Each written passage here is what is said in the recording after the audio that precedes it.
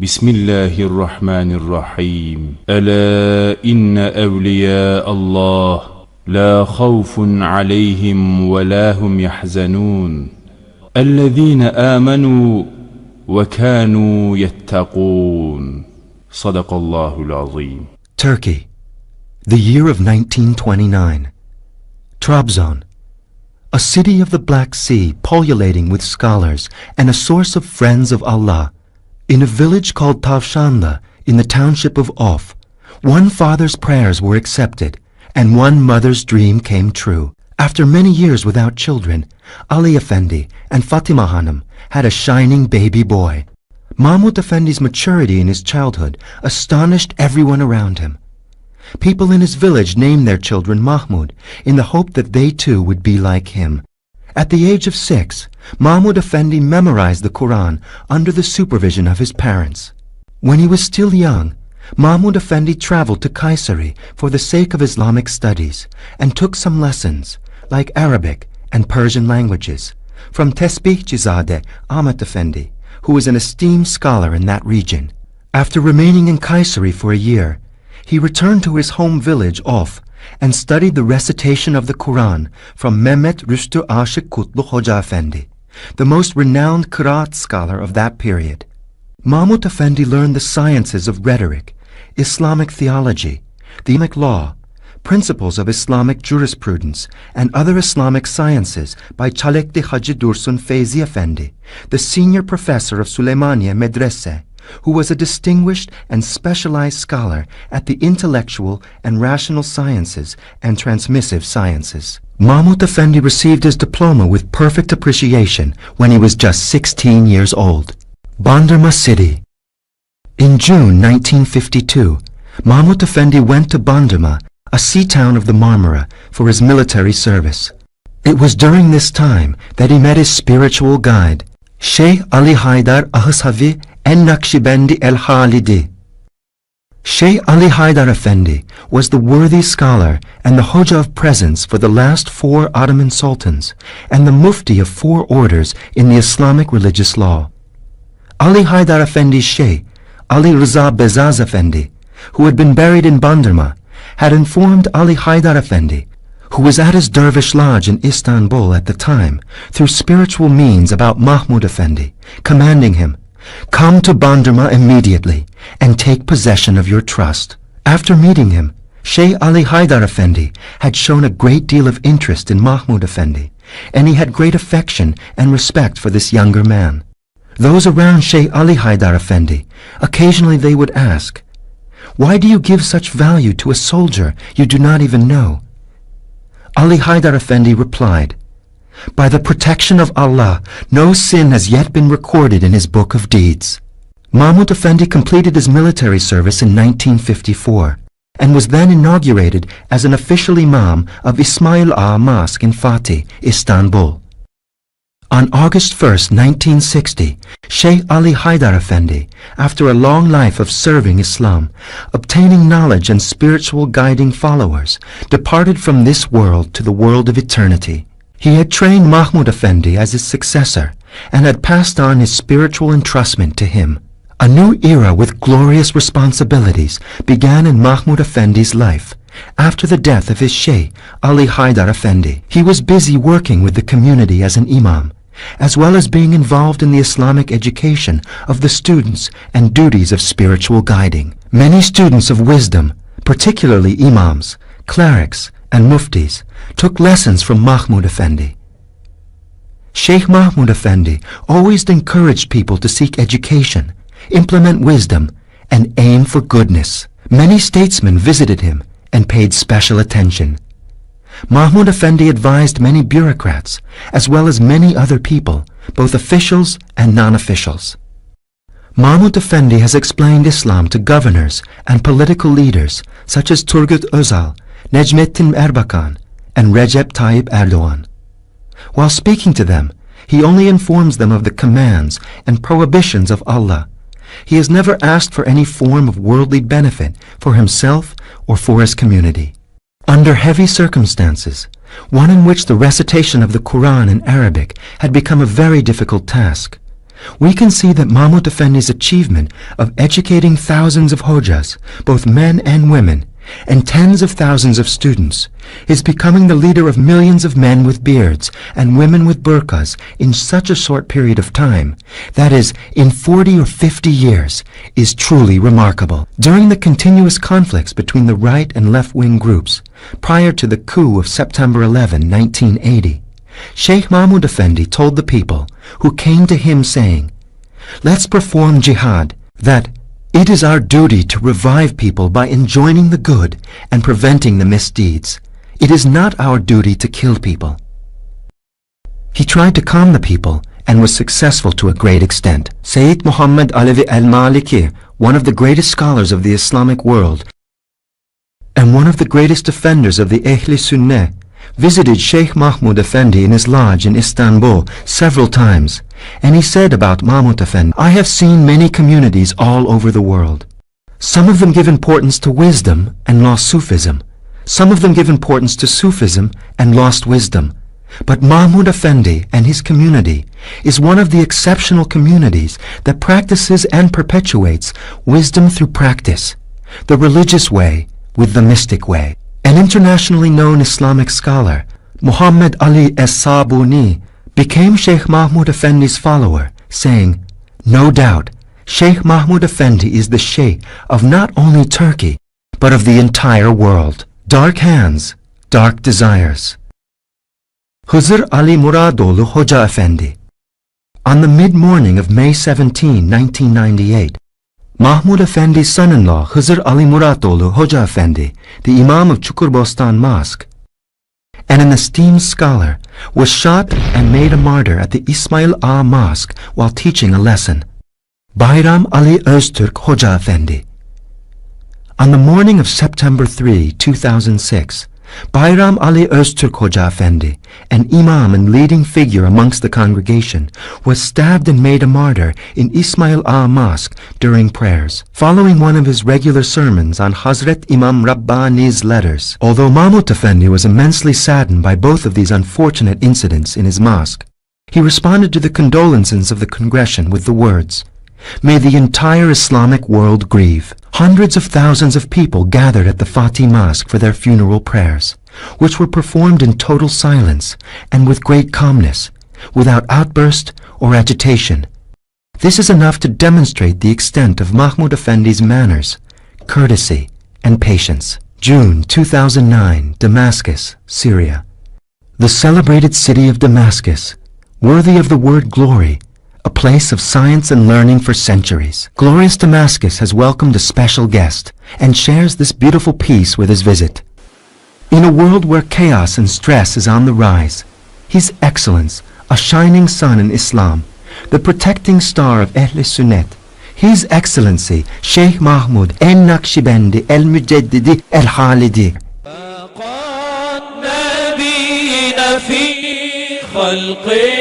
وفي خلق ولم يدانه في علم ولا كرم مولاي صل وسلم دائما أبدا على حبيبك خير الخلق كلهم. And in a blessed meeting organized in his honor by the venerable scholar Hüsameddin Farfur, he came together with eminent figures and esteemed scholars in Damascus, such as Abdur Razak el-Halebi, Muhammad Adib el-Khalas, and Ramadan el-Bouti. Images of these esteemed ulema, gathered in his honor, were broadcast all over the world through media and the internet. Now the entire Islamic community wants to know him better. إلى الله قد شدت عزائمهم وحبلهم بحبال الله موصول. العلماء لهم جاه ومنزلة ووجههم عند مولى الفضل مقبول. العلماء لهم جاه ومنزلة ووجههم عند مولى الفضل مقبول. العلماء جاه ومنزلة ووجههم عند مولى الفضل مقبول. On October 24, 2010, approximately 400 renowned and respected members of the scholars came from 43 countries to meet in Istanbul. They were all in agreement that Mahmud Effendi was the Mujaddid of the century. By declaring that, they presented to him an Outstanding Service to Humanity award. The president of the International Union for Muslim Scholars, Yusuf El-Qardawi, stated about Mahmud Effendi that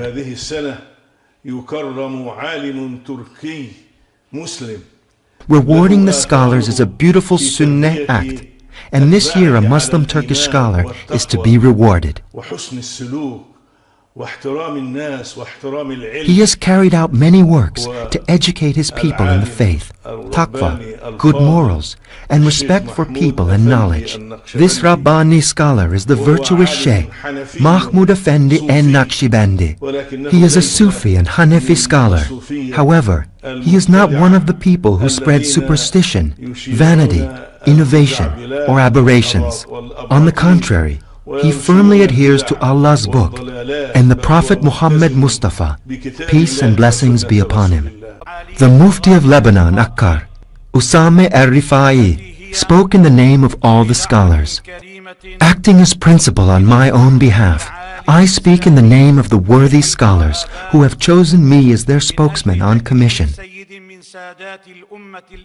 Upon the invitation of the Higher Islamic Education Institute of Hyderabad, India, we have assembled here to reward an honorable scholar and a sublime member of the Ummah. This sublime personage has performed a magnificent act from our ancestors, combining the present day with our deeply rooted history. Instead of writing a few books, he has inscribed his words on the people. This personage is a mobile book that ensures Allah's judgments on the earth. This light upon light has not only discovered the true path, but also provides guidance to the path for others. He reflects all the beauty that is within him onto humanity, and by ordering good and forbidding evil, he has hoisted the standard of the truth and has helped to form people who carry this light to every area. This personage is none other than my master and elder, His Excellency Mahmud Effendi Naqshbandi al-Mujaddid al-Khalidi, a sublime scholar of purity and taqwa, one who protects Allah's book, one who embraces the Sunnah of the Prophet, who combines the Sharia with the truth, who is imbued with the Sharia and the truth,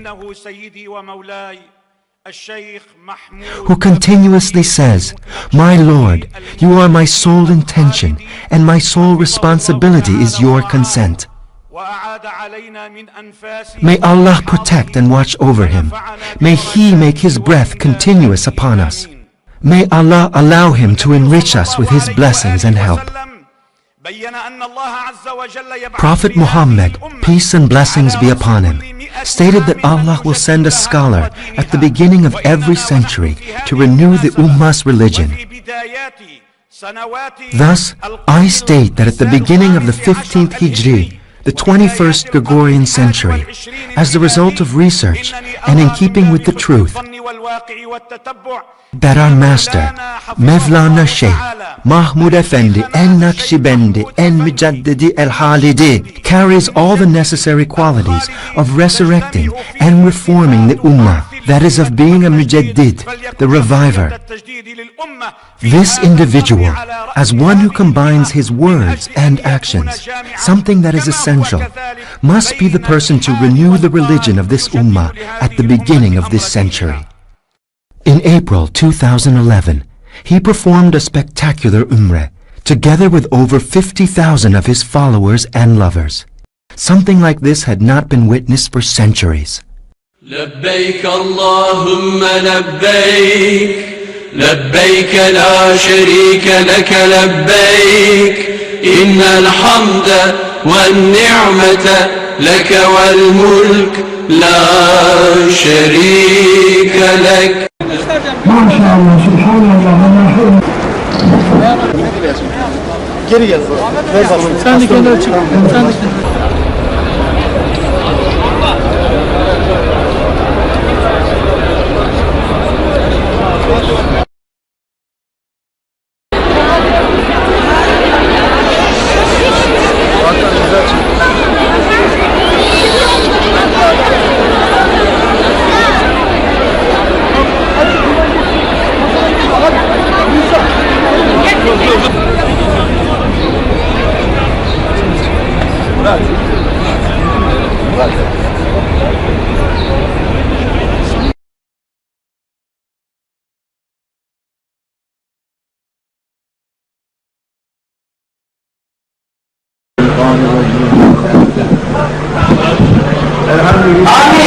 Bismillah. Ya eyyühellezine amenü ista'inu bis sabri ve salah innallâhe ma'as-sabirin.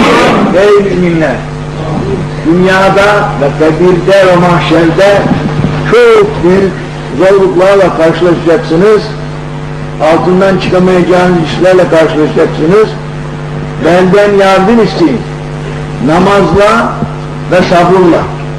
Ben sabredenlerle beraberim Allah buyuruyor. Diğer ayet cellede estağfirullah ud'ûni estecib lekum. Dua edin bana kabul edeyim sizin için. Bir hadis-i şerifinde Resulullah sallallahu aleyhi ve sellem ينزل ربنا تبارك وتعالى كل ليلة إلى سماء الدنيا حين يبقى ثلث الليل آخر ويقول من يدعوني فأستجيب له ومن يسألني فأعطيه ومن يستغفرني فأغفر له. Yani her gece gecenin müştehit gecikleri kalınca Mevla Teala ve Tekaddes Hazretleri birinci kat semaya nüzul buyurun ki duadan var mı kabul edin, bir şey İslam var mı verin, mağfiret İslam var mı mağfiret edin. Bu haberlere dayanarak Mevla'dan istediğimiz şey evvela Kur'an'ı düzen ihsan edeceğiz. Kur'an'ı düzen ihsan edeceğiz. Kur'an'ı düzen ihsan edeceğiz. Mahmud Effendi's sermons, which have been given regularly over the years, have been collected and archived by the followers. As a result, 6 volumes have been published. Mahmud Effendi has given sermons for over 50 years, on every day of the week. When we consider only the number of sermons for women that have been recorded regularly over the last 10 to 15 years, it is obvious that the entire collection of sermons will reach 100 volumes. The most original and beneficial work of Mahmud Effendi is the work of translating the Quran to the Turkish language, named Quran Mecid. This work, prepared by an academic committee that is headed up by Mahmud Effendi, remains faithful to the Quran down to the smallest detail. Another voluminous work by Mahmud Effendi is the interpretation of the Quran in Turkish, named Ruhul Furkan. This interpretation was combined by an academic committee led by Mahmud Effendi. This process still continues today.